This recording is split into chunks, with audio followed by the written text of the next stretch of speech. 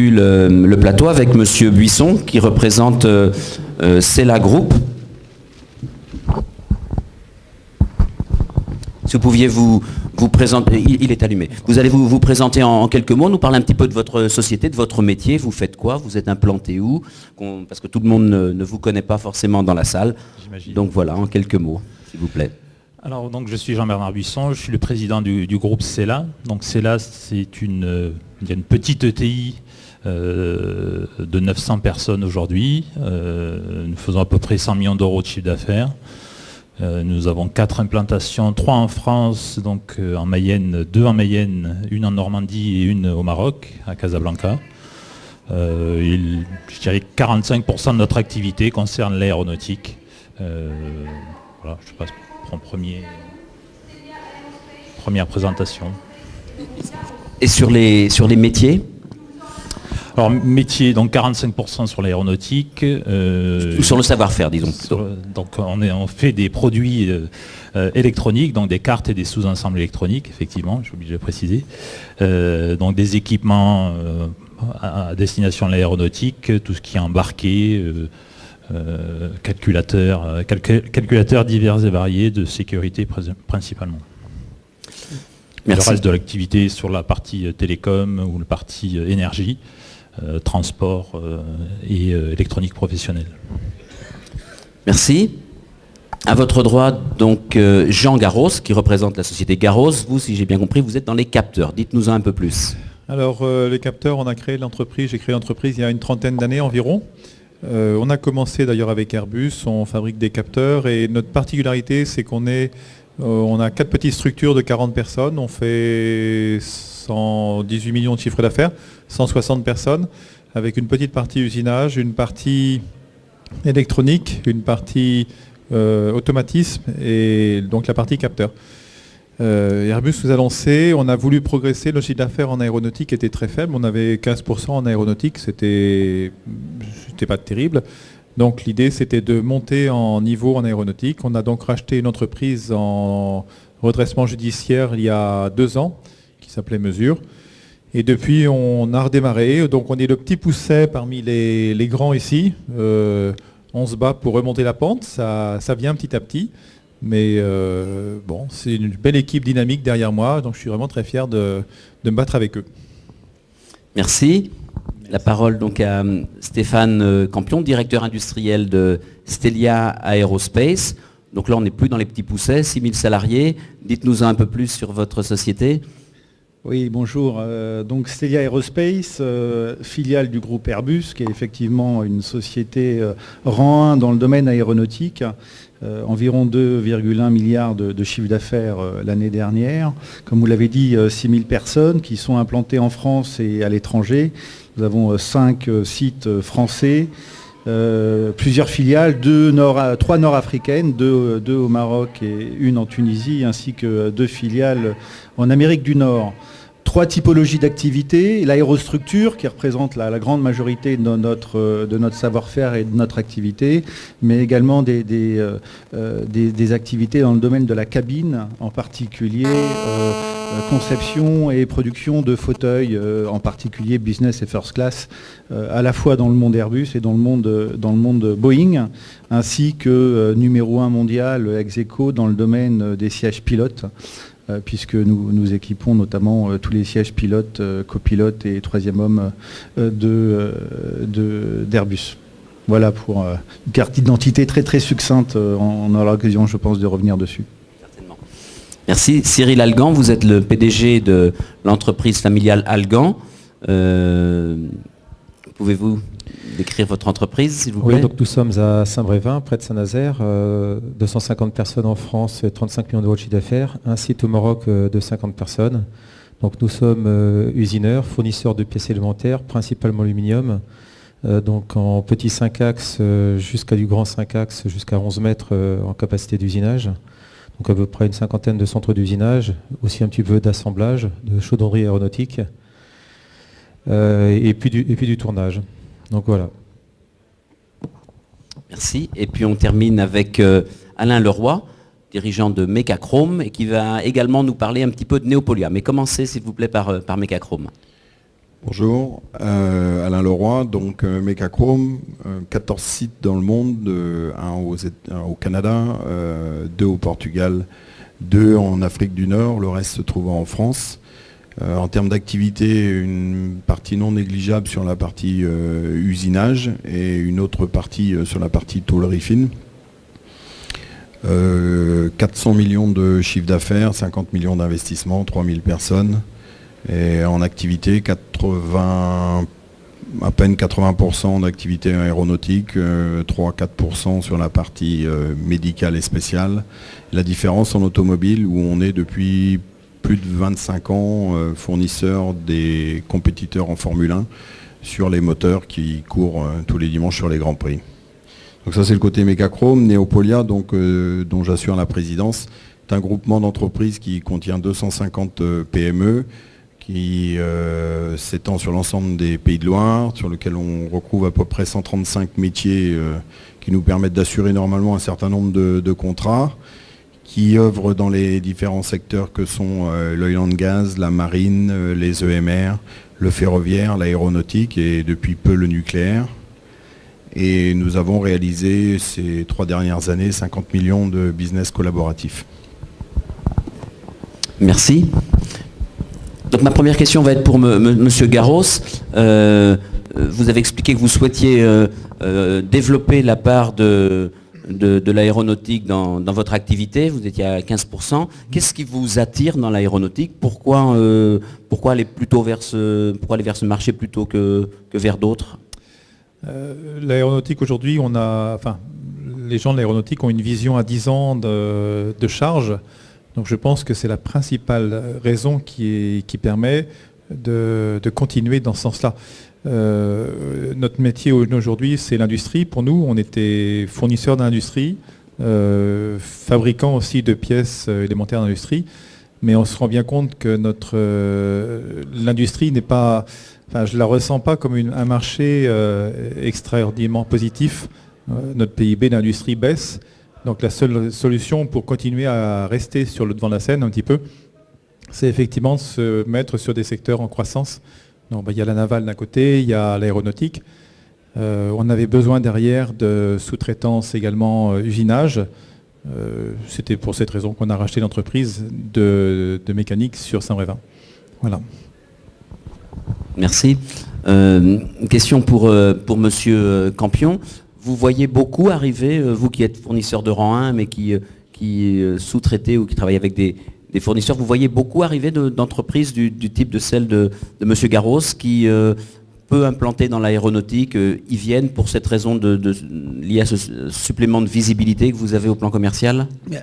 Je pense que d'abord il faut commencer par dire que, et ça a été aussi soulevé ce matin, l'un des grands avantages du marché aéronautique, c'est effectivement une forte croissance et une croissance continue, qui ne se dément pas depuis de nombreuses années. Et avec Didier Castelmeyer le disait ce matin, un carnet de commandes, notamment sur les donneurs d'ordre et les OEM que sont Boeing ou Airbus, qui sont de plusieurs années, voire dizaines d'années.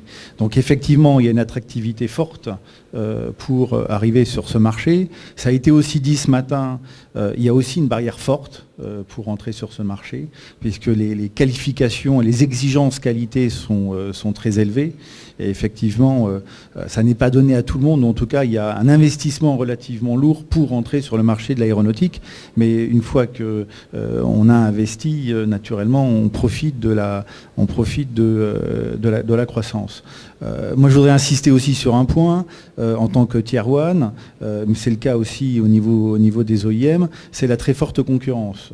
Qui dit marché en croissance, dit attractivité et dit concurrence. Et on s'aperçoit que cette concurrence, elle n'est pas uniquement nationale ou européenne, elle est de plus en plus, en tout cas pour ce qui nous concerne, mondiale. Et on voit l'arrivée de concurrents, notamment américains, pour ne citer que ceux-ci, qui rentrent sur le marché des nouveaux avions, comme ça a été le cas sur le 350, qui n'étaient pas présents jusqu'alors.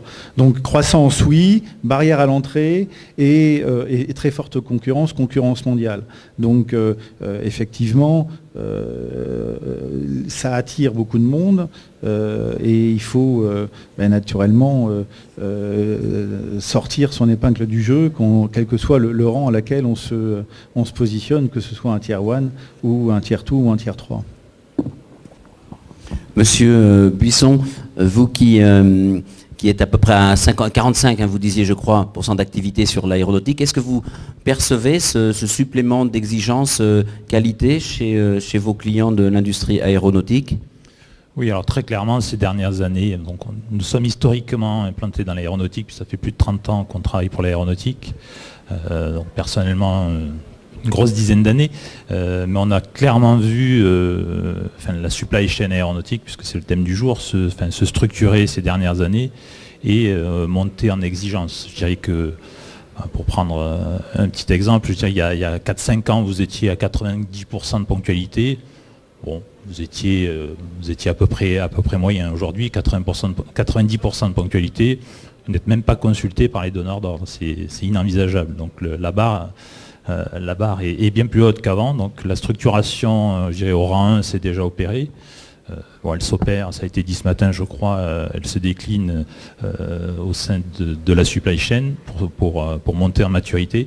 Donc il y a clairement, on parlait de barrières d'entrée, c'est vrai qu'il y a des barrières d'entrée, mais par contre, effectivement, la concurrence aujourd'hui est mondiale. C'est-à-dire qu'on a des acteurs, mes principaux concurrents sont, il y a quelques Français, mais il y a beaucoup d'Asiatiques, Américains, etc. On reviendra un petit peu plus tard sur cette notion de concurrence internationale sur la supply chain.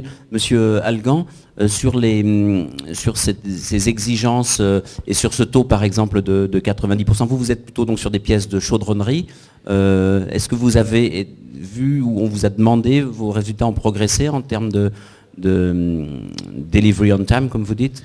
Alors on est plutôt sur de l'usinage. Oui, bien sûr, on a...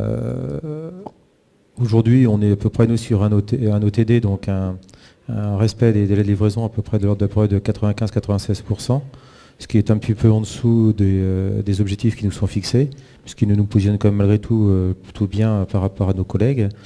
La progression, elle a été, continue et elle le sera encore. La société Algan, ça fait un peu plus de 30 ans qu'elle travaille pour l'aéronautique. Moi, ça fait 25 ans que j'y suis. Et effectivement, on a eu... il y a de ça un peu plus de 10 ans, on avait des OTD à 60-65% et c'était tout à fait concevable et acceptable. Aujourd'hui, ça semble assez surprenant qu'on ait pu accepter de tels taux. Mais à l'époque, quand on nous parlait des taux à 90-95%, c'était inconcevable. Mais c'est des choses qui ne se font pas tout seuls, qui se font aussi avec nos clients, avec nos donneurs d'ordre, puisque bien évidemment, si on n'a pas de vision, pas de prévisionnel, si tout n'est pas au maximum clair, il n'est pas possible d'arriver à ces OTD-là. Il y a évidemment les délais, mais aussi la qualité, avec des objectifs qui sont, selon les clients, qui tournent à peu près autour de 1000 ppm, donc à peu près 0,1% de coût de non-qualité. Enfin, c'est variable en fonction des clients. Donc là aussi, pour les gens de l'automobile, ça peut paraître un peu beaucoup, mais on est comme nous sur des petites quantités assez faibles. En tout cas, pour la société Algan, en moyenne, nous lançons, nous, en fabrication, nos pièces par quantité de 10. Donc on ne fait pas des lancements de 1000 ou 2000 ou 3000 pièces, c'est des lancements de 10 pièces en moyenne, qu'on lance 2 à 3 fois par an. C'est à peu près le ratio que l'on a. Donc bien évidemment, une pièce ratée sur 10, vous êtes à 10% de non-qualité. Donc pour arriver à 0,1%, effectivement, c'est un travail de longue haleine.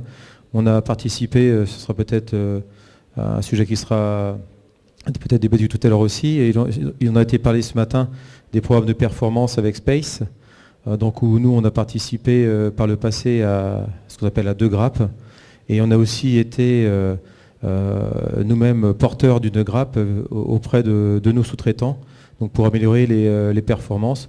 Pour certains qui dans la région de Pays de Loire ont pu le faire par le passé, c'est un peu comme des programmes de dynamique de la région de Pays de Loire, de la région nantaise qui s'est fait il y a quelques années. C'est dans la même logique. Et là, il y a une discussion entre le donneur d'ordre et ses sous-traitants pour justement améliorer toutes ces problématiques-là. En général, il y a la moitié des problèmes se règlent très rapidement. Ce sont des problèmes de mise à jour de données, de petites choses claires. qu'on dit un peu couramment, nous, quelques rats crevés qui traînent. Donc il faut éliminer. Une fois qu'on a mis toutes ces petites choses-là, déjà on voit beaucoup plus clair. Merci. Monsieur Leroy, chez Megachrome, vous qui êtes majoritairement sur l'aéronautique, mais je crois qu'il y a un cinquième à peu près sur l'automobile, vous diriez que vos clients de l'aéronautique sont plus exigeants que ceux de l'automobile ? Déjà, les modèles de gestion et de relation avec nos donneurs d'ordre ont largement changé. Il n'y a pas si longtemps que ça, on parlait encore de sous-traitance à la phase, ce qui n'est quasiment plus le cas. C'est-à-dire que c'est vraiment une solution où on prend la totale responsabilité de nos réalisations. Ce qui est sûr, c'est que les relations étaient beaucoup plus exigeantes avec l'automobile il y a 10-15 ans vis-à-vis de ce qu'était celle de l'aéronautique. Aujourd'hui, on est arrivé sur des niveaux d'exigence qui sont similaires. Je dirais là où on fait la grande différence, c'est plutôt sur les principes de lancement de série. C'est à l'inverse de ce que disait Cyril, quand on est sur des lancements pour des produits pour Renault, pour des culasses, on sera plutôt à pas loin de 3000 culasses par jour. Ce qui change complètement le processus industriel et le niveau d'investissement aussi. Donc ce qui est pour nous à la fois quelque chose qui nous aide à progresser mais qui est une difficulté à gérer, c'est qu'on a deux modèles industriels différents qui sont à la fois sur les quantités et sur les principes de la structure d'industrialisation fortement différentes. Cela étant, c'est aussi pour nous l'objet de réfléchir, de trouver de nouvelles solutions. Et là où on arrive peut-être à avoir une dynamique plus rapide avec l'automobile, c'est un peu plus compliqué avec l'aéronautique d'avancer sur des process, de par ce que disait Stéphane sur les qualifications, où on rentre dans des protocoles, où il faut arriver à avoir des gens de bureau d'études, des gens des achats, des gens des matériaux. Et là où on pourrait sûrement avoir des optimums de productivité, on a un cycle d'introduction des nouvelles productions qui est beaucoup plus lent que dans l'automobile. Monsieur Campion, sur ces efforts très importants qui ont été faits dans l'aéronautique, comment vous l'expliquez? Pourquoi ça a mis tant de temps d'ailleurs? Je ne sais pas pourquoi ça a mis tant de temps. Enfin, une chose est sûre, c'est qu'effectivement, la norme est devenue la performance au TD et au QD à des niveaux très élevés. Et on ne sélectionne plus un fournisseur qui n'a pas au minimum 95% de performance. Et ce qu'il faut avoir quand même en tête, c'est que sur certains programmes, en particulier le single aisle, donc le 320 et le 350, alors toute proportion gardée, ça va faire sourire effectivement les gens qui travaillent dans l'automobile, mais on sort quand même 2 à 3 avions par jour. Donc avec un niveau de complexité qui est quand même relativement élevé. Donc on a besoin de cette fiabilité opérationnelle, que ce soit du point de vue des livraisons à l'heure, pour avoir tout au long de la supply chain aucune rupture d'approvisionnement, et des niveaux de qualité qui sont importants. Ce qu'il faut avoir en tête, c'est que le monde aéronautique s'inspire quand même beaucoup de ce qui se fait dans l'automobile. On a introduit ce qu'on appelle des moving lines, on introduit des approvisionnements au bord de ligne. Donc, je veux dire, nous ne sommes pas autistes et nous cherchons naturellement à nous améliorer. Et à un secteur qui, du point de vue industriel, est quand même à la pointe, c'est celui de l'automobile. Et on a beaucoup à aller récupérer comme information, comme savoir-faire au niveau de l'automobile. Et c'est ce que nous faisons. Adapter naturellement à nos particularités, à nos spécificités.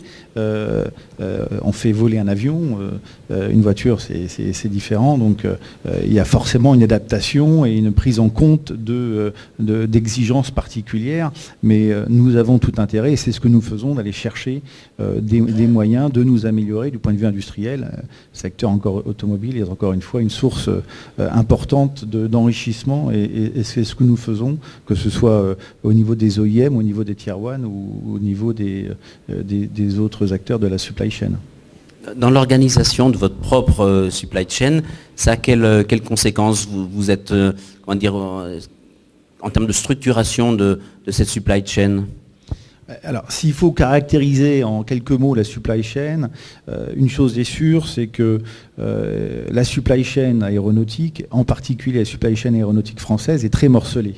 Nous avons beaucoup de petits fournisseurs et nous cherchons à massifier cette supply chain. Alors pourquoi? Pas pour le plaisir d'en avoir moins, plutôt par le plaisir, ou j'allais dire la nécessité de faire en sorte que nos fournisseurs puissent nous accompagner, puissent innover et puissent investir. Et ça, forcément, ça passe par des capacités qui sont beaucoup plus importantes quand le fournisseur a une taille critique. Donc l'un des enjeux de la supply chain aéronautique, ça avait été le cas il y a quelques années dans l'automobile, c'est d'arriver à être plus robuste et forcément à limiter le nombre de fournisseurs. Il y a tout un tas de biais ou de moyens pour y arriver, des associations, des GIE, des fusions. Nous-mêmes, en tant que Tier 1, Stelia est né il y a 2 ans de la fusion entre 2 sociétés cousines ou sœurs qui étaient Aerolia et Sogerma. Nous avons fait le pas, nous avons fusionné, nous avons réorganisé complètement notre outil industriel. Et ce que nous demandons d'une manière générale à nos fournisseurs, c'est également d'embrayer sur ces démarches-là pour pouvoir innover, investir et nous accompagner, ne serait-ce que nous accompagner dans nos différentes implantations françaises, mais aussi implantations dans des pays dits best cost country, comme peuvent l'être, en ce qui nous concerne en tout cas, l'Afrique du Nord. Monsieur Garros, vous qui êtes d'une certaine manière un peu un nouvel entrant, ça vous fait pas peur ce qu'on vous explique, là, limiter le nombre de fournisseurs, où on attend plutôt de développer ceux qui sont déjà en place, et vous cherchez à vous faire une place sur ce marché, Est-ce que vous êtes au bon moment? Curieusement, ça ne me fait pas peur, je pars en retard, mais, mais je pense que notre petite structure, là, les 150 personnes, ont pas mal d'idées. On a une multiculture, on n'est pas que dans l'usinage, on est dans l'électronique, on est dans la fabrication de capteurs, dans la recherche, et on peut apporter des choses, si tant est qu'on puisse les faire remonter à des niveaux supérieurs, on peut apporter des choses à des rangs 1, aux donneurs d'ordre final. Mais ça ne me fait pas peur. Mais effectivement, aujourd'hui, mon ressenti, c'est l'investissement et les visites nouvelles. Donc c'est là-dedans qu'on est en plein dans la recherche pour s'acheter de nouvelles machines, et c'est ça. Mais ça marche. Ce matin, on parlait de financement. Là, vous êtes en phase d'investissement. Les banques vous ont suivi facilement quand vous leur avez annoncé cette volonté de reprendre là. C'est Mercure, c'est ça le nom de la société? Non, c'est Mesure. Mesure, pardon. Non, au début, ils m'ont pas suivi du tout. Ça a été vraiment une grosse galère, avec des difficultés en interne dans cette ancienne société. Bon, je vais passer dessus par correction. On m'a pris pour un fou quand même. Hein. Donc, j'étais à moitié fou. Aujourd'hui, on remonte, on a une progression de chiffre cette année, on est à plus de 20%, pas encore sur notre usinage, mais sur le groupe, ça fonctionne. Donc les banques nous suivent, derrière on a nos lignes qui sont reconduites, et puis maintenant on est sur l'investissement, on trouve des financements. On n'est pas obligé de passer directement par les banques classiques, on a d'autres vecteurs pour trouver du financement sur des grosses machines à 500, 1 million ou 2 millions. Ça marche. Et chez vous, Monsieur Buisson, cette question de suivre les capacités de vos clients qui vous amènent à investir, vous réussissez à autofinancer ce développement? Alors oui, c'est pas une course à l'investissement, mais on poursuit nos investissements, que ce soit en termes de machines. On investit à peu près 1 à 2 millions d'euros par an en termes de machines de pose de composants. Donc, mais gérer les investissements sont divers et variés. C'est pas que dans l'outil de production, il y a aussi dans le système d'information, dans les outils de traçabilité, tout ce qui est nécessaire, on va dire, à l'écosystème aéronautique. Mais on arrive à trouver des financements on va dire classiques auprès des banques à ce jour. Après, peut-être qu'on prête qu'aux riches aussi parfois, mais ou au plus gros, c'est peut-être plus facile quand nous on l'a remarqué, puisque quand je suis arrivé moi dans l'entreprise, on avait un chiffre d'affaires d'à peu près 30 millions d'euros, on est aujourd'hui à 100 millions d'euros. Alors, je ne sais pas si c'est une simple explication, mais c'est peut-être plus facile aujourd'hui. Sur ce développement et cette multiplication par 3 du chiffre d'affaires, ça s'est fait en élargissant aussi la gamme des produits et services proposés, ou vous avez au contraire cherché à massifier alors oui, ça s'est fait en partie par acquisition et par croissance externe aussi, mais une croissance externe non pas dans la production pure, mais plutôt dans effectivement l'apport de services nouveaux, dans l'industrialisation, notamment être très en amont des projets et pas seulement en phase, je dirais, aval de fabrication, mais intervenir de plus en plus tôt dans les projets aéronautiques, on va dire dès le prototype, pour caricaturer un petit peu, voilà, du prototype jusqu'à la fin de vie du produit quelque part, et même sa maintenance, sa réparation. Alors qu'avant on était très centré sur, il y a une quinzaine d'années, très centré sur la fabrication. Voilà, c'est une supply chain qui a totalement changé. Hein. Il y a 15 ans, le client nous fournissait les composants électroniques. Aujourd'hui, on apporte une solution globale. C'est-à-dire qu'à la fois, une fois que le produit est conçu, voilà, on fait nous-mêmes les approvisionnements, on négocie avec les fournisseurs, on gère la sous-traitance de rang N, évidemment on continue à fabriquer, il ne faut pas l'oublier quand même, mais voilà, la fabrication n'est qu'une, pas petite, mais n'est qu'une partie de nos activités qui nécessite d'avoir une approche un petit peu plus globale qu'il y a quelques années. Chez Mecachrome, vous avez vu vos clients s'impliquer davantage comme ça dans la mise au point des produits, dans l'innovation? Alors on a, sur l'activité moteur où il y a eu des ruptures technologiques assez fortes dernièrement, on a eu effectivement tout un processus de développement, entre autres avec le groupe Safran, sur des fabrications d'aubes en aluminium de titane, qui ont nécessité tout un processus particulier qui a été validé avec eux conjointement, que l'on a pu faire dans un cycle relativement court. Je pense que dans la mesure où on est obligé de toute façon tous ensemble d'affranchir, du moins de franchir ces ruptures technologiques, on arrive à avoir des discussions qui se rapprochent de celles de l'automobile, c'est-à-dire avec un cycle de décision qui est relativement court. Nous, ça nous a permis de mettre en œuvre, je dirais, trois types de processus. Deux industriels sur la découpe des brutes en premier temps, et sur tout ce qui est le processus de déplacement et d'approvisionnement des machines-outils dans une ligne totalement robotisée.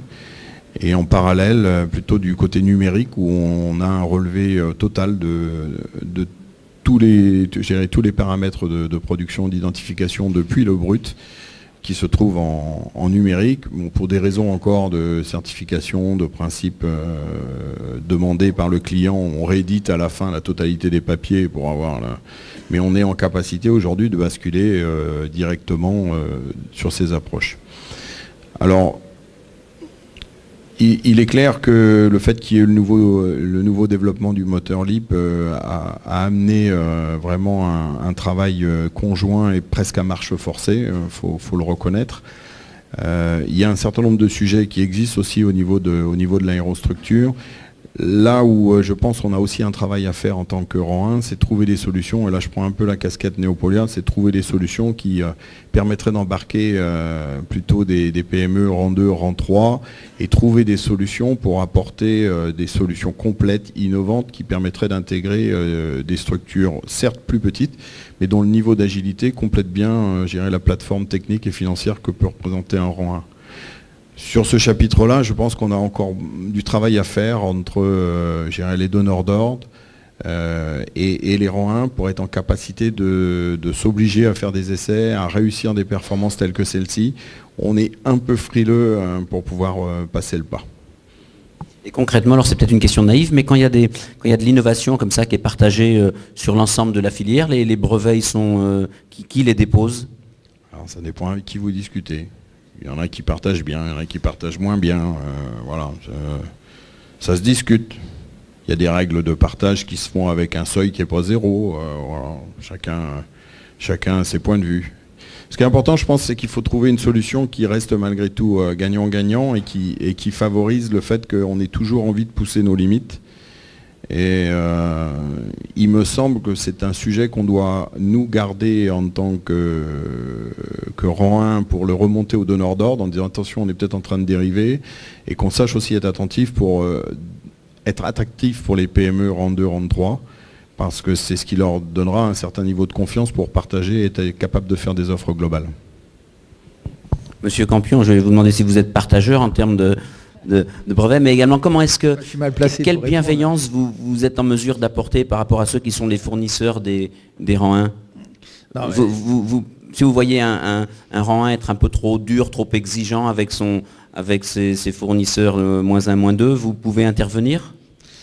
Oui, enfin, on intervient déjà pour nous-mêmes. Je pense qu'on a fait quelques progrès. Il y a encore des choses à faire, naturellement, sur effectivement la manière dont on travaille avec nos fournisseurs.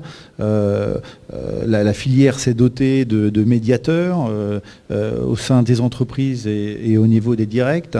Le but, c'est aussi de travailler sur la contractualisation, une meilleure contractualisation, plus aisée, plus agile entre nous et puis nos fournisseurs, et quel que soit le niveau de la supply chain. Donc je pense que l'on prend plus conscience maintenant de ces problématiques et on essaye de les gérer à travers un certain nombre de comités. Moi je participe typiquement au CSFR Midi-Pyrénées, donc comité stratégique de filière régionale, où on cherche à travailler plus en partenariat entre la supply chain, les donneurs d'ordre, ou donneurs d'ordre voulant dire OIM ou Tier 1. Donc je pense qu'on est plus sensible à ces problématiques-là. Ça ne veut pas dire qu'on est arrivé et que tout est idyllique, mais je pense qu'on prend conscience, chacun à notre niveau, du fait qu'on a constitué cette filière, qu'on a effectivement un marché porteur, qu'on a un carnet de commandes qui est important, et qui donc, on a tous les atouts qui doivent nous permettre de mieux travailler ensemble et d'être, comme vous dites, un peu plus partageurs. Bon, ensuite, les problématiques des IP, c'est des problématiques qui sont complexes. Il faut les regarder au cas par cas, il n'y a pas de solution miracle. Mais je pense que quand nous avons, nous et nos partenaires, des idées innovantes, on a largement de quoi trouver des solutions. Ce qu'il faut avoir en tête, je parle pour moi, mais c'est assez, j'allais dire, généralisé, une des caractéristiques de la filière, ça a été dit aussi ce matin, c'est que nous sous-traitons entre 70 et 80% de notre chiffre d'affaires. Et ceci depuis des années. Et le mouvement ne s'est pas arrêté. Quand bien même nous avons sur certains programmes doublé de cadence. Ça veut dire que, et je parle pour Stelia, nous avons besoin de nos partenaires, nous avons besoin de nos fournisseurs. Il est hors de question que nous fassions tout en interne. 80% du chiffre d'affaires qui est externalisé, ça veut dire naturellement s'appuyer sur des vrais partenaires, s'appuyer sur des gens auxquels nous avons confiance. Et ces gens doivent avoir confiance en nous. Donc la notion de partenariat, c'est pas quelque chose de galvaudé, c'est quelque chose que l'on travaille tous les jours. Encore une fois, on a des progrès à faire sur un certain nombre de choses, mais je pense qu'on en prend de plus en plus conscience et qu'on avance et qu'on progresse dans ce domaine-là. Sur l'innovation, là, autant sur les métiers de l'électronique, des capteurs par exemple, on les voit bien, sur un métier comme le vôtre, Monsieur Algan, les marges d'innovation, parce que les pièces que vous travaillez, finalement, ne sont pas celles qui contiennent le plus de potentiel d'innovation. Est-ce que malgré tout, il y a des possibilités d'améliorer les produits? Alors ça reste quand même très Ou au niveau limité, des effectivement, puisque chaque pièce est sont dessinées par nos clients. Elles passent donc au calcul. Donc forcément, si nous on souhaite faire des modifications, c'est beaucoup plus délicat. Maintenant, depuis quelques années quand même, on voit certains de nos clients qui nous demandent de refaire aussi du redesign to cost. Alors, à un moment, disons que les gains en productivité, en baisse de prix, il y a bien un moment où ça sera effectivement de plus en plus difficile. Donc, il faut trouver d'autres solutions. Et la solution, parfois, il est même préférable de faire mieux et de ne pas faire ce qui est inutile. Donc on fait un petit peu de redesign to cost avec certains de nos clients, mais c'est quand même assez délicat parce qu'on n'a pas tous les tenants et tous les aboutissants de la pièce et de ce qui va autour. Donc c'est pour nous, quand on travaille en sous-traitance sur la réalisation de pièces élémentaires, c'est quand même très très très limité. Pourquoi? Parce qu'il n'y a pas un partage suffisant d'informations de leur part? Comme je vous disais, c'est délicat parce qu'une pièce, elle est dessinée, elle passe sur quelque chose de structure, il y a la notion de poids. Donc si vous voulez, c'est que certaines pièces, on pourrait rajouter quelques grammes, elles coûteraient moins cher, mais les grammes coûtent très cher. Alors j'ai pas le coût pour un avion de ce que coûte 1 gramme en kérosène à l'année, mais c'est finalement assez important. Donc tout est destiné quand même à la limite, et pour gagner des fois une dizaine de grammes sur une pièce de 10 kg, ça nécessite parfois de passer en usinage sur des machines 5 axes, ce qui fait qu'on peut se retrouver des pièces qui vont peut-être coûter des fois 10, 15, 20% moins cher pour gagner 10, 15 ou 20 grammes. Et le poids est absolument essentiel pour un avion. Donc tous ces éléments-là font que forcément ça limite un petit peu les possibilités. Mais pour certains équipements, pour certains éléments, avec certains de nos clients qui ont la main sur leur design, on arrive à faire quelques propositions.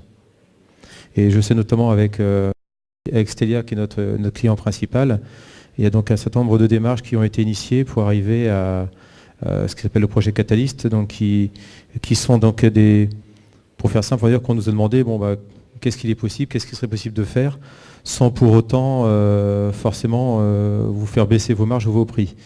Et là, dans ces cas-là, il y a un partage des résultats. Nous concernant, donc on avait, alors c'est peut-être un peu plus technique, mais sur certaines pièces, donc on a proposé de limiter le recevage sur certaines références, puisqu'il y a certaines références, pour ne pas dire quasiment la totalité, que l'on a des opérations de recevage, donc de contrôle non destructif, pour s'apercevoir depuis 20 ans qu'il n'y a, pour ainsi dire, jamais de retour négatif. Donc la question de se poser, c'est pourquoi continuer à contrôler des pièces pendant 20 ans, et ça fait 20 ans qu'elles sont toujours bonnes et qu'il ne se passe rien.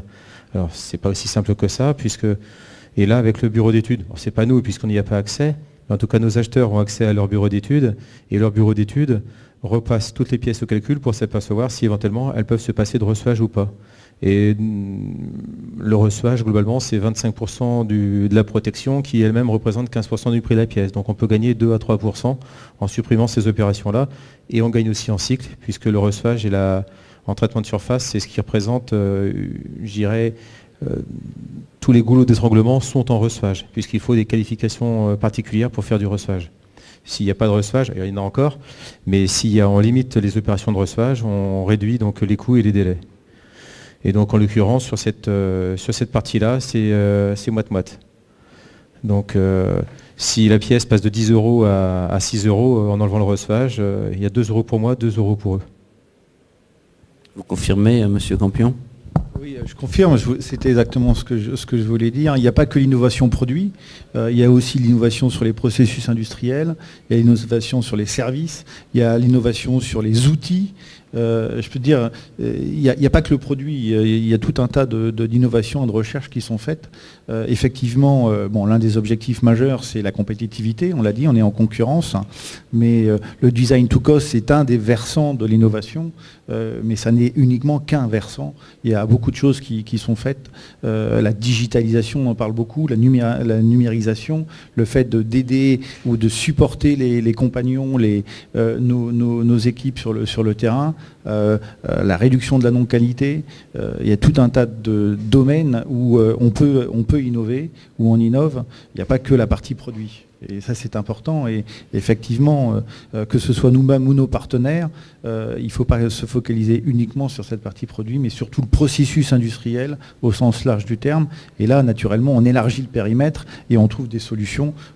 L'exemple de la suppression du recevage est un très bon exemple. Il y en a des centaines d'autres. Ce sont des solutions plus faciles à trouver avec des partenaires de proximité. Je ne sais pas si vous travaillez avec des fournisseurs plus internationaux, mais est-ce que vous voyez une différence sur des approches collaboratives comme ça entre vos prestataires dans l'Ouest ou en France, on va dire, parce que vous êtes également dans la Somme et puis le Haute-Garonne, et puis les fournisseurs que vous pourriez aller chercher beaucoup plus loin? Alors, au risque de vous décevoir, nous avons des très bons partenaires qui sont très loin. Nous achetons à peu près 1,5 milliard tous les ans. On achète dans le Pays de Loire, on est à peu près à 200 millions d'euros d'achats annuels, mais nous avons des très bons partenariats et des relations qui sont aussi très bonnes et très collaboratives avec des fournisseurs coréens ou américains. Donc je pense qu'il faut arrêter de penser que la proximité c'est la solution, c'en est une, naturellement, il y a des avantages, mais surtout ne nous mettons pas en danger en pensant que la proximité est la garantie d'une bonne collaboration. Pendant longtemps, un de mes meilleurs fournisseurs était un fournisseur coréen. Et on a travaillé dans le mode partenariat, comme pour Elgan, sur des projets design to cost. avec des fournisseurs qui sont à des milliers de kilomètres. Je pense qu'il ne faut surtout pas s'arrêter à ça. Un bon fournisseur saura nous livrer dans le bon niveau de qualité, à l'heure, même s'il est situé à des milliers de kilomètres. Et pourtant, tout à l'heure, vous nous expliquiez, vous impliquez dans une filière en Midi-Pyrénées, je crois, je me souviens plus du nom. Oui, mais ça n'est pas antagoniste et ça n'est pas à mettre en opposition. On a aussi naturellement besoin de fournisseurs locaux. Mais ce que je veux dire, c'est que la partie locale ne prémunit pas contre... On est en concurrence mondiale et tout le monde est en concurrence mondiale. Donc on peut aider, il faut aider naturellement les filières locales, il n'y a aucun souci, bien entendu, mais ça ne s'arrête pas là. Nos fournisseurs sont dans le monde entier. Donc on savait vous preniez l'exemple de la Corée, on savait qu'ils étaient moins chers, vous êtes en train de nous dire ils sont aussi très bons. Ils sont très bons. Je pense que on regarde pas en tout cas, on essaye de ne pas regarder le coût brut. Ce qu'il faut regarder, c'est l'ensemble. Quelqu'un qui n'est pas cher mais qui vous livre pas à l'heure, si vous voulez, ça va pas durer très très longtemps. Il faut regarder le coût global. Et je pense que il y a encore du chemin à faire, mais ce qui fait qu'on a une supply chain un peu plus mature, c'est que justement la fonction achat de plus en plus regarde le coût global. Le coût de possession global et pas uniquement que le coût facial de la pièce, j'allais dire, au centime d'euro près. D'où l'importance d'être effectivement, du point de vue de la performance, que ce soit on-time delivery ou on-quality delivery, au bon niveau. Parce que c'est de plus en plus regardé, ça devient une nécessité, c'est même un prérequis maintenant, et ça rentre en compte dans le calcul du coût de possession global d'une pièce ou d'un sous-ensemble. On avait commencé, M. Buisson, tout à l'heure à évoquer un petit peu cette question internationale. Sur l'électronique, où là, pour le coup, on est sur des marchés très mondialisés. J'imagine qu'on peut faire voyager les pièces d'un bout à l'autre de la planète beaucoup plus facilement, peut-être que les grosses pièces qui sont fabriquées par M. Algan. Comment est-ce que comment vous tirez votre épingle du jeu face à ces concurrents internationaux? Alors, de plusieurs manières. Je dirais la première est justement d'apporter ce que je décrivais tout à l'heure, des services plus globaux que seulement la fabrication, c'est-à-dire d'intervenir dans le projet, comme j'ai expliqué dès le début avec le client, travailler avec lui, travailler sur l'amélioration du produit avant qu'il soit trop tard, parce qu'on sait que en général, quand une pièce, notamment électronique, est montée sur un avion, on n'aime pas trop la modifier. Une fois que ça fonctionne, on va dire qu'on est plutôt sur une électronique assez conservatrice, pour illustrer un petit peu ce sujet-là. Donc on est dans plusieurs axes, apporter non plus fabriquer seulement une carte électronique, mais fabriquer le boîtier, fabriquer effectivement le calculateur complet, qui sera lui effectivement plus compliqué à expédier de Corée ou de Chine que pour nous à Toulouse par exemple. Donc on travaille pour monter en gamme dans le produit, fabriquer des produits de plus en plus complets, et puis on l'a abordé déjà un petit peu tout à l'heure sur l'innovation. On travaille sur plusieurs axes. L'innovation, c'est effectivement pas forcément que le produit en lui-même, parce que comme je l'ai dit, il n'est pas très facile de modifier un produit. En plus, je dirais la particularité de la supply chain aéronautique pour l'électronique, c'est que on a souvent l'image de la sous-traitance qui part du très gros jusqu'au très petit. Nous, ce qu'il faut voir, c'est qu'on achète aussi à peu près pour 70% de notre chiffre d'affaires à l'extérieur. Mais par contre, on peut être amené à acheter à des gens qui sont 100 fois plus gros que nous, enfin, des Texas Instruments, des Intel, etc. Donc c'est une complexité on dirait supplémentaire, mais voilà, c'est notre métier, on apprend aussi à la gérer. Donc voilà, donc pour dire que, pour résumer les axes, l'axe innovation est de plus en plus, alors c'est un petit peu à la mode, un petit peu tarte à la crème aujourd'hui, on parle beaucoup d'industrie, d'industrie 2.0, 4.0, d'usine 4.0, mais je dirais on arrive à l'illustrer de manière concrète. Nous, on a présenté lors d'un dernier salon la première solution de robot collaboratif. C'est-à-dire, un robot, c'est pas révolutionnaire, des robots, il en existe dans beaucoup d'industries très automatisées. Là, on est sur des solutions où le robot va travailler avec l'opérateur et faciliter son travail au quotidien pour diverses problématiques, positionner la pièce de manière la plus optimale, améliorer la qualité du produit, etc. Donc pour résumer, je pourrais en parler pendant des heures, enfin pour résumer, l'axe développement, je dirais, de la prestation, donc prendre une prestation de plus en plus globale, donc des produits de plus en plus complexes, et à la fois continuer à innover, à apporter comme on dit, de la valeur ajoutée à nos clients pour améliorer au global le produit, que ce soit dans son process ou dans sa définition. Toujours sur l'aspect international, Monsieur Garros, vous, est-ce que depuis que vous avez pris ce virage, vous avez repris cette entreprise, là pour le coup, est-ce que l'international pour vous est un moyen d'écraser l'investissement sur des marchés potentiels plus importants ? Non, pas pour nous en usinage. Par contre, on s'est installé à Montréal, on s'est installé à Hambourg cette année, on s'était installé à Madrid il y a 5 ans, il y a 7-8 ans. Donc on est présent sur un petit peu le domaine aéronautique, puisque Hambourg, il y a quand même de l'aéronautique, Montréal, il y a Bombardier, il y a Bell, il y a etc. On s'installe en fait pour être vraiment présent et réactif. Notre métier, c'est ça, c'est la réactivité, on peut intervenir très très vite. C'est du 3 heures, c'est du 6 heures, c'est instantané. L'équipe est bâtie comme ça, c'est samedi éventuellement, et voire plus. Et c'est vraiment un gros service. Cette attente de réactivité, Monsieur Campion ? Oui, c'est important. Réactivité et accompagnement. Si je prends notre exemple, l'international, ça veut dire plusieurs choses. Ça veut dire déjà la proximité client. On livre des fauteuils pilotes et des fauteuils passagers à la plupart des compagnies dans le monde. On a besoin d'être réactif. On travaille sous des modes AOG, donc Aircraft on Ground, et on a besoin de livrer des pièces de rechange ou des pièces de fauteuils défectueuses le plus rapidement possible. Donc international, ça veut dire avoir, pour ce qui nous concerne, des bases de Customer Services qui sont implantées en Asie, qui sont implantées aux États-Unis, en Amérique ou au Moyen-Orient, pour pouvoir livrer le plus rapidement possible nos clients quand ils ont un problème. L'international, ça veut dire également jouer gagnant-gagnant sur la compétitivité. Nous avons des filiales en Afrique du Nord. Elles ne travaillent pas au détriment ou en opposition avec nos usines de la maison mère. Elles travaillent en collaboration pour être compétitifs et pour gagner des marchés.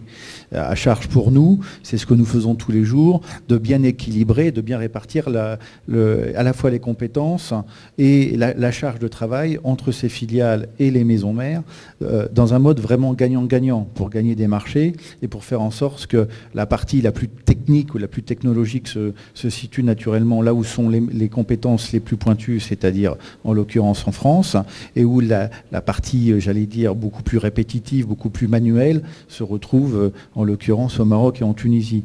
Donc c'est aussi ça, l'international, c'est de trouver le bon compromis et la bonne répartition industrielle pour gagner des marchés et pour être compétitif dans un domaine qui, comme je vous l'ai expliqué tout à l'heure, l'est hautement.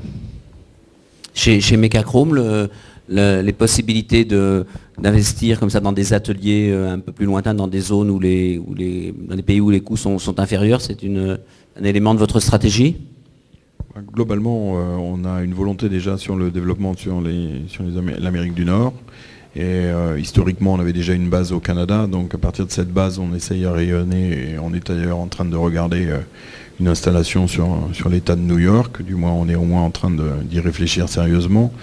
On a à la fois un intérêt pour le développement de nos marchés et le développement de nos clients. Donc c'est un axe important pour nous.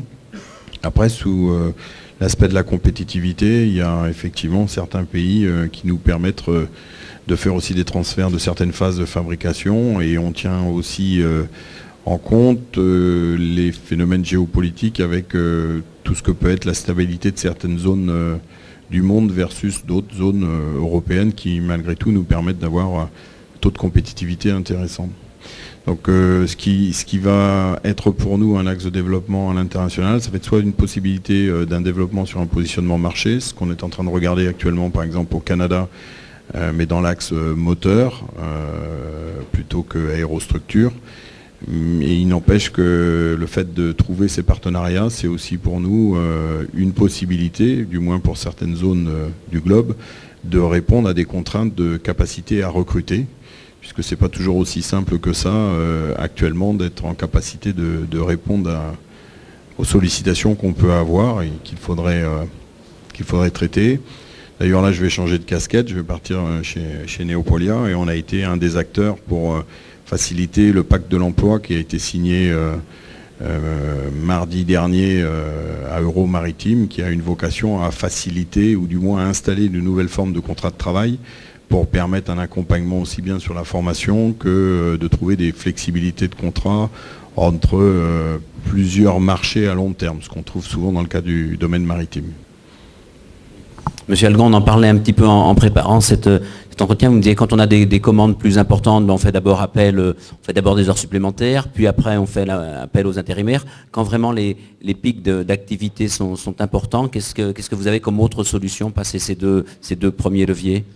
Alors effectivement, on commence d'abord par les heures supplémentaires, l'intérim bien évidemment. On fait aussi appel à la sous-traitance, puisque nous aussi nous sous-traitons et achetons à peu près 25 à 30% de notre chiffre d'affaires. Et puis, bien évidemment, à partir du moment où l'activité se maintient et qu'on a une vision qui nous permet de voir qu'elle va se maintenir à suffisamment long terme, on a évidemment des recrutements, avec, je pense, comme beaucoup ici, des difficultés à recruter un certain nombre de métiers, notamment des usineurs, des contrôleurs. C'est effectivement assez compliqué de trouver ce genre de profil, des chaudronniers. Voilà, parce que ça nécessite quand même une formation un petit peu longue et malheureusement ce sont des formations pour lesquelles il y a beaucoup moins. Il y a une quinzaine d'années dans les écoles proches de là où on est, ils avaient des classes de 24 élèves. Aujourd'hui, ils peinent à en mettre une douzaine. L'année dernière, il y a à peu près 1 ou 2 apprentis qu'on n'a pas pu recruter faute d'avoir des candidats. Bien, merci pour cette première mi-temps. On va peut-être proposer aux gens qui sont dans la salle de poser les questions à nos invités. Je vais me déplacer avec le micro. Si les uns ou les autres avaient des questions particulières, vous levez la main. Il y en a ici au premier rang.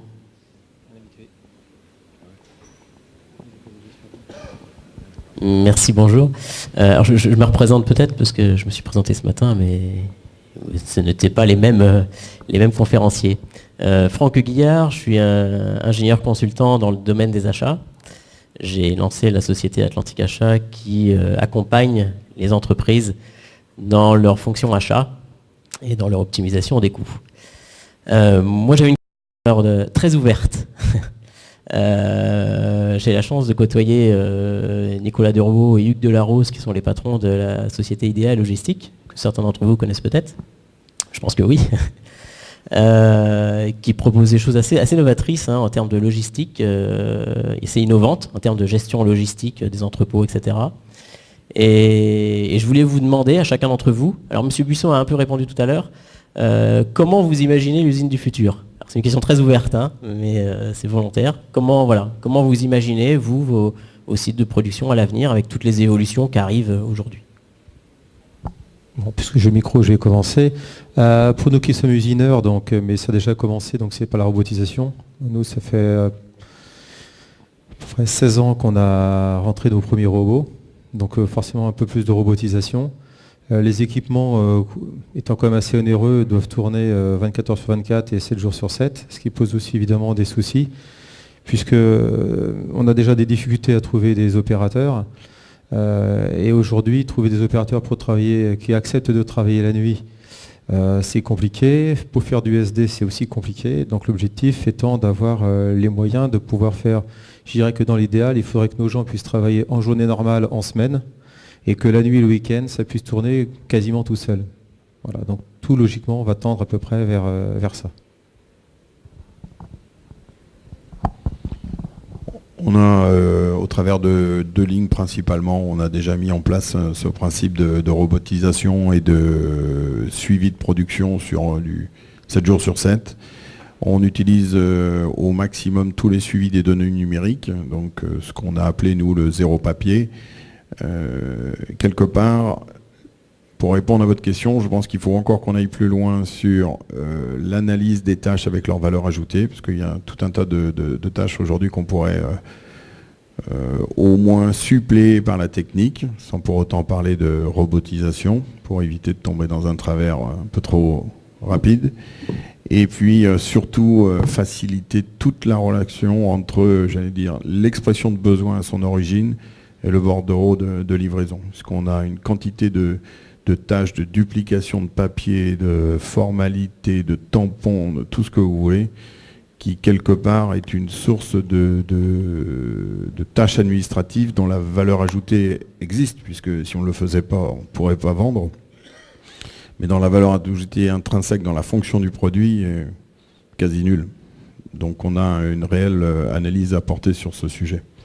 Après, sur l'usine 4.0, si on peut répondre comme ça va être de regarder la capacité que l'on aura à avoir des process industriels dont on a dit qu'ils étaient fortement chargés en CAPEX, d'être très flexibles pour pouvoir répondre au mieux et au plus vite au marché.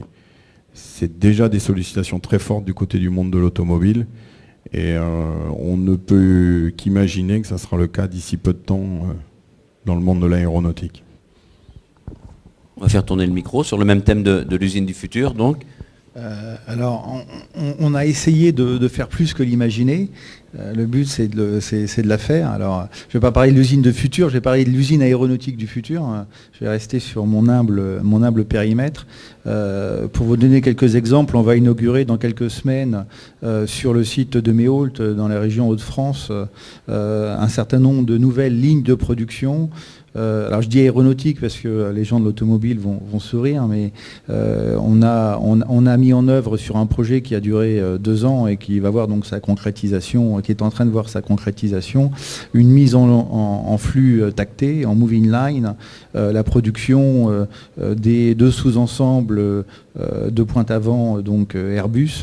Je pense que ça sera la première fois qu'on verra ce genre de choses dans une unité aéronautique, en tout cas sur des sous-ensembles aussi complexes, avec effectivement des robots qui sont en flux.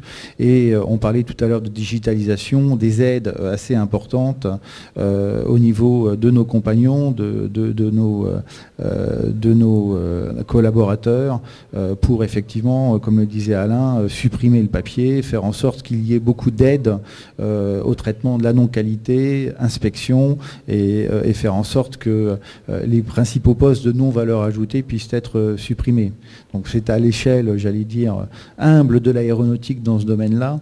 Et je pense que ceci, plus une meilleure maîtrise de la supply chain, parce que qui dit mise en ligne, moving line ou flux tacté, dit pour le coup zéro manquant, puisque la ligne, son but, c'est qu'elle ne s'arrête pas, en tout cas pas pour des raisons externes, exogènes, type manquant. Donc des outils également associés à une meilleure maîtrise de notre supply chain et de nos livraisons bord de ligne, avec tout ce que ça comprend comme outil logistique, puisque vous en parliez tout à l'heure. Donc ceci étant fait, on continuera à progresser sur de nouveaux outils, sur la mise en place de nouveaux moyens, mais on avance concrètement sur ce genre de sujet-là dans nos usines et en particulier dans celle de Méault.